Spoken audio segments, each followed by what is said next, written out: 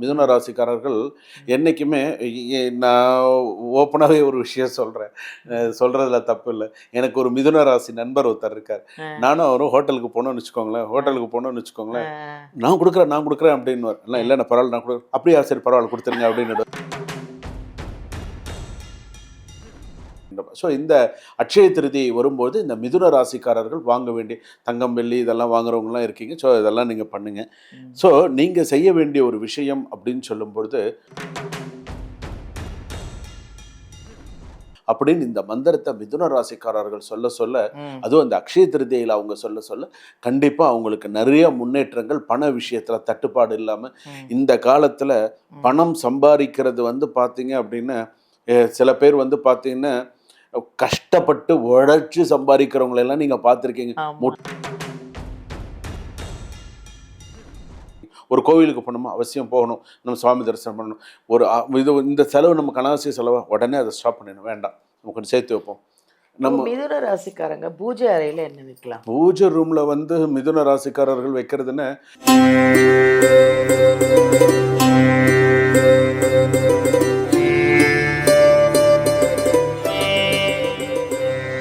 எல்லாருக்கும் வணக்கம்.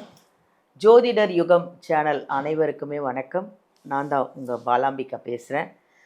ரொம்ப ஒரு அருமையான ஒரு நாள் வரப்போகுதுங்க. என்ன நாள் கண்டுபிடிச்சிட்டிங்களா? ஏப்ரல் 20 பெண்களுக்கான நாள் அப்படின்னு சொல்கிறத விட, செல்வம் நம்ம வீட்டுக்குள்ளே வர்ற நாள், மகாலட்சுமி நம்ம வீட்டை தேடி ஓடி வர்ற நாள் தான் அந்த ஏப்ரல் 20 அக்ஷய திதி.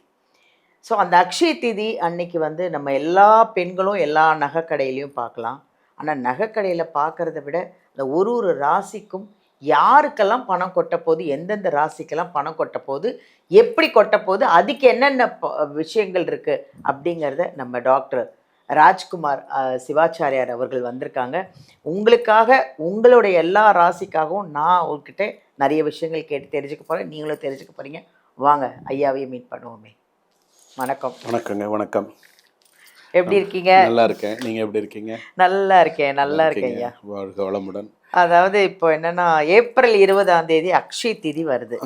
என்ன ஒரு அருமையான நாள். கண்டிப்பாக மிக முக்கியமான நாள்.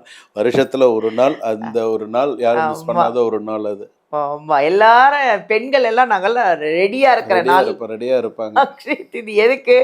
புருஷனை கூட்டிட்டு நேர நகை கடைக்கு போடுவாங்க. அந்த மாதிரி, அதாவது அந்த நாளில் அட்லீஸ்ட் ஒரு குண்டுமணி தங்கமாவது வாங்கணும் அப்படிங்கிறது இருக்குது, அதனால வாங்குவாங்க. ஸோ அது அக்ஷய திருதி இஸ் வெரி மோஸ்ட் வாங்கிடுறாங்க. ஏதாவது ஒன்று சேர்த்து வச்சு வாங்கணும். அந்த நாளுக்கு உண்டான நம்பிக்கை அது. அதாவது என்னன்னா, விலை ஏறிட்டே போகுது. கண்டிப்பாக. ஆனால் என்ன விலை ஏறினாலும் செல்வத்தை உள்ள கூப்பிடுறதுக்கு என்ன வழின்னு உங்களை கேட்க போறாங்க எல்லாருமே. ஒரு ராசிக்கும் இந்த அக்ஷய திதிக்கு என்னென்ன, எப்படி இருக்கும், எப்படி பணம் வரும் அப்படிங்கறத மட்டும் கண்டிப்பா. ஜோதிடர் யுகம் நேயர்கள் அனைவருக்கும் வணக்கம். நான் உங்கள் டாக்டர் ராஜ்குமார் சிவாச்சாரியார் பேசுகிறேன். நமஸ்தேஸ்து மகாமாயே ஸ்ரீபீடே சுரபூதிச்சே சங்கு சக்கர கதாஹஸ்தே மகாலட்சுமி நமோஸ்துதே. மகாதேவியை ச வித்மஹே விஷ்ணு பத்னி ச தீமஹே தன்னு மகாலட்சுமி பிரஜோதயாத். உலகெங்கும் வாழக்கூடிய அந்த ஜோதிடர் யுகம் நேயர்கள் அனைவருக்கும் வணக்கம். நான் உங்கள் டாக்டர் ராஜ்குமார் சிவாச்சாரியார் பேசுகிறேன். எல்லாரும் எப்படி இருக்கீங்க? நலமாக இருப்பீங்க நம்புகிறேன். இன்றைய தினம் பாலாம்பிகா மேம் வந்திருக்காங்க. ஸோ அக்ஷய திருதியை பற்றிய சில விஷயங்கள்லாம் இன்றைக்கி நிறையா பேசணும் அப்படின்னு சொல்லியிருக்காங்க. நிறைய சந்தேகங்கள்லாம் கேட்கணும் அப்படின்னு சொல்லியிருக்காங்க. இன்னும் சொல்லப்போனால் மேம் ஒரு முடிவோட தான் வந்திருக்காங்க. என்னதான் சொல்றாங்க முடிவு தெரியுமா? கண்டிப்பா எவ்வளோ பேர் சொன்னாலும் நீங்க சொல்றது கொஞ்சம் டிஃப்ரெண்டா இருக்கும் அப்படின்னு அந்த ஒரு டிஃப்ரெண்ட் அவங்க ரொம்ப எதிர்பார்க்கிறாங்க. ஸோ அந்த டிஃப்ரெண்ட் என்ன சொல்ல வரும், ராஜ்குமார் என்ன சொல்றாங்க, சார் என்ன சொல்றாங்க, 12 ராசிக்கு என்னென்ன சொல்ல போறாங்க, ஸோ இந்த 12 ராசிக்காரர்கள் என்ன வழிபாடு சொல்லி பண்ணணும் அப்படின்லாம் சொல்லி கேட்டாங்க. ஸோ வாங்க நம்ம சேனலுக்கு போவோம். கடைசி வரைக்கும் ஸ்கிப் பண்ணாமல் பாருங்கள். இந்த அக்ஷய திதிக்கு மிதுன ராசிக்காரர்கள் என்னென்ன வழிபாடு, எப்படி மகாலட்சுமியை உள்ளே கூப்பிடணும், அது மட்டும் சொல்லுங்கள். சூப்பர். மிதுன ராசி உண்மையிலேயே மிதுன ராசி பார்த்தீங்கன்னா நல்ல ஒரு சிறப்பான ராசி. ரெண்டாவது மிதுன ராசி பார்த்தீங்கன்னா ரொம்ப சிக்கனமானவர்கள் அப்படின்னு சொல்லலாம். மிதுன ராசிக்காரர்கள் என்றைக்குமே நான் ஓப்பனாகவே ஒரு விஷயம் சொல்கிறேன், சொல்கிறதுல தப்பு இல்லை. எனக்கு ஒரு மிதுன ராசி நண்பர் ஒருத்தர் இருக்கார். நானும் அவரும் ஹோட்டலுக்கு போனோம்னு வச்சுக்கோங்களேன், நான் கொடுக்குறேன் அப்படின்னுவார். இல்லை நான் பரவாயில்ல, நான் கொடுக்குறேன். அப்படியா, சரி பரவாயில்ல கொடுத்துருங்க அப்படின்னு. இது நல்லா இருக்கு. அவரு நான் சொல்லுவேன், இது ஒரு தடவை இல்லை, இது கிட்டத்தட்ட ஒரு 10 தடவைக்கு மேலே நடந்திருக்கும். நான் அது பெருசாக எடுத்துக்க மாட்டேன். ஏன்னா அவங்க வந்து ரொம்ப அது ஒரு சிக்கனமாக பார்ப்பாங்க. அவங்களுக்கா மனசு இருந்துன்னா டக்குன்னு ஒன்று அவங்களா எங்கேயாவது கூப்பிட்டு எங்கேயாவது போனோம்னா ஏதாவது வாங்கி கொடுப்பேன். மற்ற நேரத்தில் இங்கேருந்து ஒரு 10 ரூபா காசை எடுத்து டக்குன்னு செலவு பண்ண அவ்வளோ சீக்கிரம் சில பேருக்கு, அதுவும் பெண்கள் எப்படி தெரியாது, ஆனால் ஆண்கள் கண்டிப்பாக அப்படி தான் இருப்பாங்க. சில பேர் டக்குன்னு எடுத்து செலவு பண்ண, சில பேர் செலவு பண்ணுறவங்களும் இருக்காங்க. ஆனால் சில நட்சத்திர ராசி பாத கணக்கெல்லாம் இருக்குது இல்லையா, அதனால் சில பேர் அப்படி தான் இருப்பாங்க. ஸோ பண விஷயத்தில் கொஞ்சம் கரெக்டாக இருப்பாங்க. ஸோ இப்படி தான் இருக்கணும் அப்படின்றப்ப ஸோ இந்த அட்சய திருதி வரும்போது இந்த மிதுன ராசிக்காரர்கள் வாங்க வேண்டிய தங்கம் வெள்ளி இதெல்லாம் வாங்குறவங்கலாம் இருக்கீங்க. ஸோ இதெல்லாம் நீங்கள் பண்ணுங்கள்.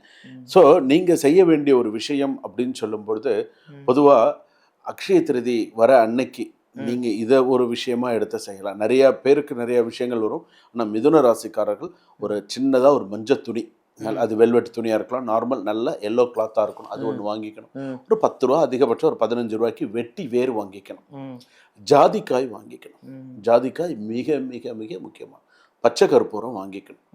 என்ன எழுதணுமோ எழுது. அதில் என்ன நீ அதில் எழுதணும்னு விரும்புறியோ எழுது. எனக்கு பணம் வரணும், இல்லை எனக்கு வந்து கொடுத்த பணம் வரணும், இல்லை எனக்கு பணம் தங்கலை, இல்லை எனக்கு இந்த மாதிரி இருக்குது, என்ன எழுதணுமோ அதில் எழுது. எழுதி அதில் ஒரு 10 ரூபாயோ 21 ரூபாயோ காசு வச்சு முடிஞ்சு சாமி கிட்ட வெள்ளிக்கிழமை காலையில் வை. வெள்ளிக்கிழமை காலையில் வச்சுட்டு ஓம் ஐம் ஹ்ரீம் க்ளீம் விஜய மகாலட்சுமி நமோ நமஹா. விஜய மகாலட்சுமி, விஜயம்னு சொல்றோம் இல்லையா, அந்த மாதிரி ஓம் ஐம் ஹ்ரீம் க்ளீம் விஜய மகாலட்சுமி நமோ நமஹா. விஜய மகாலட்சுமி நமோ நமஹா. ஜெயம் தான். அதனால ஓம் ஐம் ஸ்ரீம் க்ளீம் விஜய மகாலட்சுமி நமோ நமஹா அப்படின்னு இந்த மந்திரத்தை மிதுன ராசிக்காரர்கள் சொல்ல சொல்ல, அதுவும் அந்த அக்ஷய திருதியில் அவங்க சொல்ல கண்டிப்பா அவங்களுக்கு நிறைய முன்னேற்றங்கள், பண விஷயத்துல தட்டுப்பாடு இல்லாம இந்த காலத்துல பணம் சம்பாதிக்கிறது வந்து பார்த்தீங்க அப்படின்னா, சில பேர் வந்து பார்த்தீங்கன்னா கஷ்டப்பட்டு உழைச்சி சம்பாதிக்கிறவங்களெல்லாம் நீங்கள் பார்த்துருக்கீங்க. மூட்டை தூக்கி சம்பாதிக்கிறாங்க. ஒவ்வொருத்தரும் அந்த பணத்துக்கு எவ்வளவு காலையில், ஆனால் எவ்வளவோ கஷ்டப்படுறாங்க, எவ்வளோ இது. ஆனால் இதை நோகாமல் திருடின்னு போகிறான் பாருங்க, அவனை பாருங்க. நம்ம எவ்வளவோ கஷ்டப்பட்டு சம்பாரிச்சோம், அதை அவனுங்களுக்கு எப்படி தான் அந்த திருடுறதுக்கு மனசு வருது. அவன் பாருங்க, அது எத்தனை பேர் திருடி பணத்தை எத்தனை பேர் விட்டுருக்காங்க, எத்தனை பேர் வந்து இது பண்ண. இப்போ ரீசெண்டாக நடந்த ஒரு விஷயம், இந்த எதுக்கு இந்த ராசியில் நான் சொல்லின்னு இப்போ ரீசெண்டாக மலேசியாவில் ஸ்லிம் ரிவரில் ஒரு மகாலட்சுமி கோவில் இருக்குது. இப்போ தான் கும்பாபிஷேகம். அந்த மகாலட்சுமி கோவிலில் ஒரு லேடி சாமி கும்பிட்டுட்டு இருக்கும்போது அவங்களுக்கு பின்னாடி இருந்து ஒருத்தர் செயினை கட் பண்ணின்னு போயிட்டாங்கன்னா பார்த்து. மலேசியாவில் ஸ்லிம் ரிவரில் இப்போ நடந்த மகாலட்சுமி கோவில் கும்பாபிஷேகத்தில் ஒருத்தர் வந்து பின்னாடி சாமி கும்பிட்டு அவங்க அண்ணாண்ட அந்த மகாலட்சுமியை வந்து அந்த இடத்துல அவங்க கும்பிட்டுட்டு இருக்கும்போது இந்த இடத்துல செயினை இது பண்ண பிடிச்சிட்டாங்க. அது வேற விஷயம். ஏன்னா அங்கெல்லாம் வந்து அவ்வளோலாம் நம்ம ஓரளவு அங்கெல்லாம் வந்து உடனே டக்குன்னு ஏதோ பிடிச்சிட்டாங்க, ஏதோ கடை ரெக்கவர் பண்ணிட்டாங்கன்னு வச்சுக்கோங்களேன். எதுக்கு சொல்றேன்னு, நம்மெல்லாம் பணம் அவன் பாருங்க மகாலட்சுமி கும்பாபிஷேகம் மகாலட்சுமி கோவிலே அடிச்சிருக்கான்னு அவன் எப்படி இருப்பாங்க பாருங்க. ஸோ எதுக்காக சொல்றேன்னா, இந்த மிதுன ராசி அப்படின்னு சொல்லும்போது இந்தந்த பொருள் எல்லாம் வாங்கி, அதாவது பொருள் இருப்பு, பண இருப்பு சக்தி, பணம் நம்ம சம்பாதிக்கிற பணத்தை சேர்த்து வச்சுக்கணும். அந்த சேர்க்கறதுலையும் நம்ம எதுக்கு செலவு பண்ணணும், எதுக்கு செலவு பண்ணக்கூடாது, என்ன செய்யணும், அந்த அக்ஷய திருதியை வரும்போதெல்லாம் நம்ம என்னென்ன மாதிரியான சில விஷயங்கள்லாம் நம்ம பண்ணிட்டா எப்போதுமே பணம் நம்ம கிட்ட இருக்கும் அப்படிங்கிறதெல்லாம் நம்ம பார்த்து நம்ம சில பேர் சொல்லுவோம். நம்ம பண்ணிட்டோம் அப்படின்னு சொன்னால் கண்டிப்பாக நம்ம வாழ்க்கையில் அடுத்த லெவலுக்கு நம்ம போக முடியும். என்னைக்கு நம்ம அனாவசிய செலவுகளை குறைத்து கொள்ள வேண்டும். உண்மையை சொல்கிறோம், அனாவசிய செலவு இது நமக்கு அவசியம் இல்லையா, வேண்டாம். இது நமக்கு அவசியமா, கண்டிப்பாக நீங்கள் செய்யுங்க. ஒரு கோவிலுக்கு போகணுமா, அவசியம் போகணும், நம்ம சுவாமி தரிசனம் பண்ணணும். இந்த செலவு நமக்கு அனாவசிய செலவா, உடனே அதை ஸ்டாப் பண்ணிடணும், வேண்டாம், நம்ம கொஞ்சம் சேர்த்து வைப்போம். நம்ம மிதுன ராசிக்காரங்க பூஜை அறையில் என்ன வைக்கலாம்? பூஜை ரூமில் வந்து மிதுன ராசிக்காரர்கள் வைக்கிறதுன்னு ஒரு கிரீன் கலரில் இருக்கக்கூடிய, அதாவது கிரீன் கலரில் டைமண்ட் கலரில் ஒரு கிறிஸ்டல் ஒன்று இருக்குது. ஸோ அது வாங்கி வச்சா அவங்களுக்கு இங்கேயும் சரி, பிஸ்னஸ் பண்ணுற இடத்துலையும் சரி, அது ரொம்ப சிறப்பு. கிரீன் கலர் கிறிஸ்டல்னு இருக்கு. ஸோ இது 50 ரூபா வரும். கிரீன் கலர் கிறிஸ்டல் ஒரு 50 ருபீஸ் வரும். இது வந்து இந்த குபேரர் கோவில் எல்லாம் கிடைக்கும். ஆமா. இதுலயே நான் இன்னொரு விஷயமும் சொல்றேன். நீங்க மிதுன ராசின்னு கேட்டதுனால, குபேரருங்கிறது வேற, அதே போல வந்து லக்ஷ்மி குபேரருங்கிற சுவாமிங்கிறது வேற, சீன புத்தருங்கிறது வேற. சீன புத்தர் தான் வந்து பாத்தீங்கன்னா எல்லா இடத்துலயும் இந்த சிரிச்சுண்டு வயிறு இது மாதிரி இருக்கும்ல, அது வந்து சீன புத்தர்ன்னு நம்ம சொல்லுவோம். அது வந்து சைனீஸ்ல எல்லாம் இந்த சீன புத்தர் சொல்லுவாங்க. லக்ஷ்மி குபேரர் அப்படிங்கிறது சுவாமிங்கிறது வேற. ஸோ அந்த லக்ஷ்மி குபேரர் வழிபாடு நம்ம இங்க ரத்தனமங்கலம் லக்ஷ்மி குபேரர் கோவில்ல நம்ம கேள்விப்பட்டிருக்கோம் இல்லையா? அதெல்லாம் உண்மையிலே அதெல்லாம் வந்து ரொம்ப ஒரு சிறப்பான ஒரு ஸ்தலம், அதெல்லாம் ரொம்ப சிறப்பான ஒரு ஸ்தலம். ஸோ அந்த கோவில்லையே கூட பாருங்க, அந்த கோவில்லையே இன்னொரு விஷயமும் ஒரு ஒரு சக்சஸ்ஃபுல் விஷயம் அந்த கோவில்ல என்னன்னா, அதிர்ஷ்ட தேவியும் சொர்ண கௌரியும் அந்த கோவில்ல இருக்கிறது சிறப்பு. பார்த்துருப்பீங்கன்னு நினைக்கிறேன். அதிர்ஷ்ட தேவி போட்டோவும் சொர்ண கௌரி போட்டோவும் நிறைய அம்பாள் அந்த கோவில்ல இன்னைக்கும் இருக்கு. நல்ல வைப்ரேஷன். நீங்க உள்ள போயிட்டு வர்றதுக்குள்ளே நல்ல வைப்ரேஷன். ஸோ எதுக்காகன்னா இந்த மகாலட்சுமி வழிபாடு, நம்ம இந்த மகாலட்சுமி வழிபாடு நம்ம எப்படி செய்யணும்? ஒரு காலத்துல நம்ம கிராமப்புறங்கள்லாம் காலையில் 6வது மணி 5 மணிக்கெல்லாம் ஏந்துறது, தண்ணி தெளித்து கோலம் போட்டு காலையில் தூங்கி எழுந்திருந்து வெளியில் வரும்போது சாணி தெளித்து கோலம் போடுறது, அந்த இதெல்லாம் இன்னைக்கும் நடக்குது. இன்னைக்கு 2025 26ல் இன்னைக்கு நடக்குது. அவுட் ஆஃப் சிட்டிலெல்லாம் நடக்குது. ஆனால் இப்பெல்லாம் நடக்கிறதான்னு தெரியல. ஆனால் இன்னைக்கு இருக்கக்கூடிய கலாச்சாரத்தில் சில விஷயங்கள்லாம் மாறி போச்சு. இன்னைக்கு மார்கழி மாசத்துலலாம் எவ்வளோ கோலம் போட்டு பார்த்துருக்கீங்க? அதெல்லாம் சில விஷயங்கள்லாம், ஆனா அதெல்லாம் நன்மை. கோலம் போடுறது, கோலத்துக்கு பதில் ஒரு ஸ்டிக்கர் ஒட்டிடுறாங்க. வேலை சிம்பிளா முடிஞ்சு போச்சு, அவ்வளவுதான். அந்த மாதிரி இல்லாம நம்ம இப்படிதான், அதாவது இந்த நாள்னா இந்த கோலம் போடணும்னா கணக்கு இருக்கு.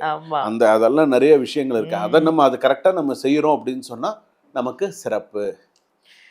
நன்றி. ரொம்ப நல்லா அழகா சொன்னீங்க. மிதுன ராசி வந்து பச்சை கிறிஸ்டல் வாங்கி வச்சுன்னா நல்லது. அது இல்லாம இந்த வெட்டி வேர் வசம்பெல்லாம் சொன்னேன் இல்லையா, பதிவுல சொல்லியிருக்கேன் இல்லையா, நான் சொன்ன மாதிரி சில விஷயங்கள் சொல்லி இந்த ஸ்லோகம் சொன்னா அட்சய திருதி அவங்களுக்கு சிறப்பா இருக்கும். அது ஒரு ஸ்லோகமே போதும். மிதுன ராசிக்குன்னு ஒரு ஸ்லோகம் இருக்கு. அது போதும். டெய்லி வழிபட்டாலே மகாலட்சுமி வீட்டுக்குள்ளேயே நிரந்தரமா இருப்பாங்க. ரொம்ப நன்றி.